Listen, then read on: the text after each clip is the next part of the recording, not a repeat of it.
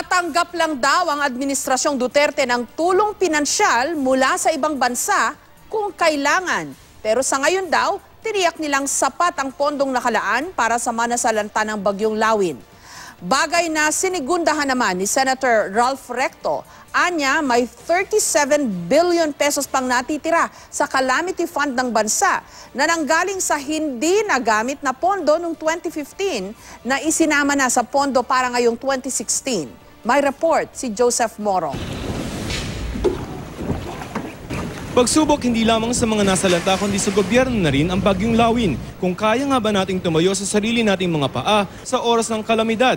Nakayanan natin nitong nakaraan sa bago dumating at pagdating ng Karen at ng Lawin ang pagtulong, ang maagap na pagtulong sa ating mamamayan. Binigyan na raw ng pamahalaan ng paunang tigli 5,000 piso ang bawat pamilya na nasalanta na naikutan ni Pangulong Duterte. 30,000 pesos kung sirang-sira ang bahay, 10,000 pesos naman kung partially damaged ang bahay. Pero para lamang daw yan sa mga pinakamahihirap. Ang Cordillera Region ang may pinakamaraming nasalanta, kasunod ng Region 2, Region 1 at Region 3. Ang Department of Agriculture may 350 million pesos na Quick Response Fund o QRF na pantulong sa mga magsasaka. Ang DFA nakaabang lamang kay Pangulong Duterte kung mananawagan siya para sa isang international humanitarian assistance. We're open to help, to aid from outside, just as long as there are no strings attached.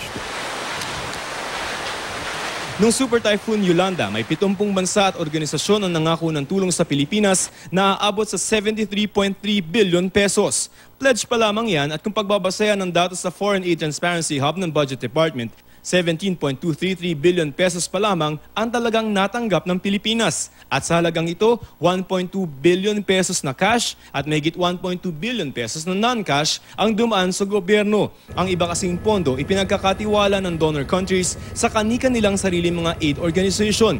Pero ang revelasyon ni Taguiwalo, may irregularidad na nangyari sa paggamit ng Yolanda funds. 200,000 katao raw sa Panay Island at Region 8 ang naitsapwera at hindi nabigyan ng emergency shelter assistance. It went through the local government units and again, you had hindi patas na pagtrato. So there were people who were victims of Yolanda but who were not part of the political groupings of particular local government officials, so they were excluded. Ibibigay daw nila sa Pangulo ang resulta ng kanilang investigasyon sa November 8, ang anibersaryo ng pagtama ng Super Typhoon Yolanda. Joseph Morong, GMA News.